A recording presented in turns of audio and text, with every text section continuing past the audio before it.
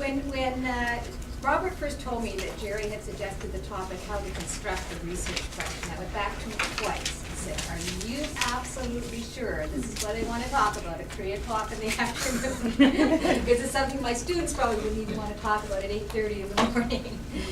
So I'll try to make it as interesting for you as I possibly can. But what I'd really like to do is, whenever you feel like interrupting me, please do, if you have questions. And then after the more sort of formal presentation, if you can give me some idea of the kind of questions you really want me to answer, because I'm really going at this from the perspective of, from scratch, how do you actually start doing research with the very basic questions. So, like I said, by all means, please stop me if you want. The first thing for any research question, constructing a research question, is to ask yourself, what is the value of it? Is it, first of all, of any interest to me as a person who's responsible for doing the research? And although that sounds a little bit egotistical, it's really important, because there is nothing worse than doing a research project that you have absolutely no interest in. Because it won't have your attention, you won't devote the time that should be put into it, and you won't have the curiosity to try to find out the various answers that might address that research question. And before I went to the university, I worked as a consultant for a consulting company, and trust me, there's nothing deadlier than doing a project you couldn't care less about. So first of all, be selfish and say, does this topic interest me? If it doesn't, give it to someone who does. Secondly, is it of interest to my organization? Or is it a little bit too much for my own interest with absolutely no benefits to the organization? Is it of interest to the community that I serve, or that we serve as an organization? Are they going to get out of it, anything out of it? And finally, is it going to be of interest to someone who's likely to give me the funding to do it? Which may we want to do number one from the beginning. That one. I actually wouldn't put it number one, because if you're enthusiastic about it, your organization is enthusiastic about it, you can prove that your community would be enthusiastic about it, you are going to be enthusiastic to a funder. Whereas just going to a funder first off and saying, here, are you interested in this? Chances are they're going to say, not really. It's going to cost me money, no, I don't want to, kind of thing. Those are the 4 minimum ones that you have to be able to determine, yes, there is an interest there. Then, if you can also establish a wider interest, so for instance, beyond, let's say, just MESA, but to the larger settlement sector or multicultural sector, or heaven forbid, the federal government, then you're really on your way. You've got to do those 4 as a minimum, and then see, okay, who else, when we eventually get to writing this proposal, can we say will also get benefit from this, will also see this as being valuable. And for, the second part of that is, once you've established interest, you also have to determine whether or not it's relevant for each of those communities, because something can be very, very interesting. But for example, those of you who are involved in Metropolis know that not everything that we find fascinating do our federal funders find fascinating. And not that it isn't interesting, but it's not relevant to their research priorities. And you'll see that, especially dealing not only within the NGO sector, but certainly within the social science and health professions academic community, we are really held accountable to be relevant to. The days of navel gazing and writing, getting tons of money to do something that nobody cares about just doesn't happen anymore, not even with the big academic funders. We have to prove either clinical, if we're working in the health professions, or policy relevance for any kind of funding that we get. Okay, the second issue third issue, is one of importance. How important is this piece of research going to be? And so in formulating the question, you always have to ask, so what and who cares? Again, it can be interesting, but maybe nobody really truly cares. And therefore, that's why research questions are usually, the best research questions come out of a brainstorming session. To sit all by yourself at a desk and be told to come up with a research question, is stifling. It's much better for people to sit around and just throw out ideas, and then someone saying, okay, that's great, so what? Who's going to care about that kind of thing?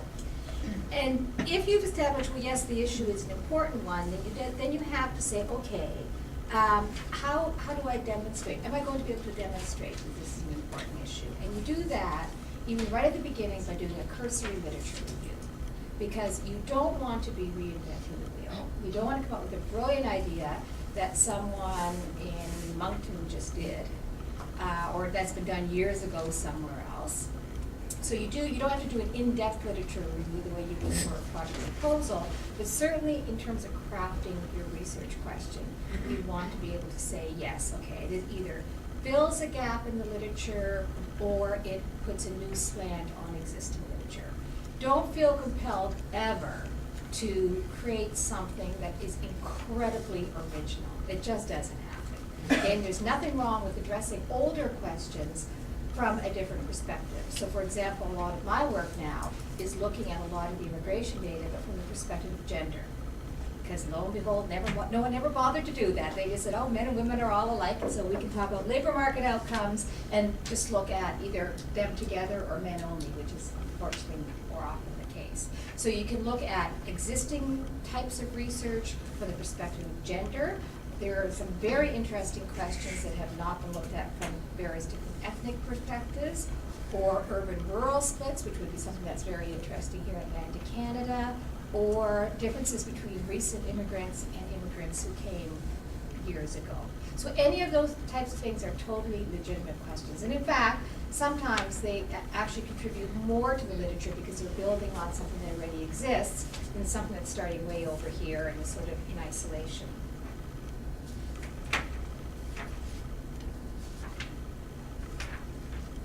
Okay, the third thing, the next thing to think about is focus. And that is that you don't want a research question that is so broad that it's all encompassing. Neither do you want one that is so narrow, you're done after one paragraph and interviewing 10 people. So you have to have some sort of balance to that. And the best way to do that is to have an overarching research question and then with smaller points underneath. So you say, okay, this one, for example, is one that I'm working on with Howard Ramos at Dalhousie.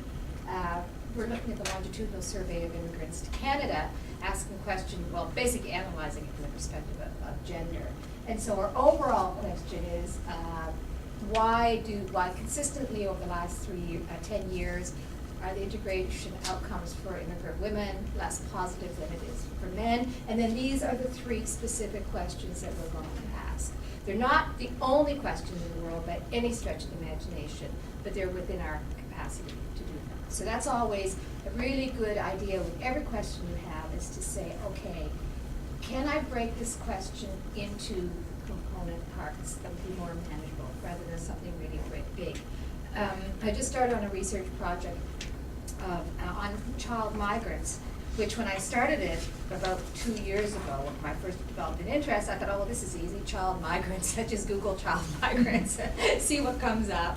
And I haven't even gotten past the definitional stage yet.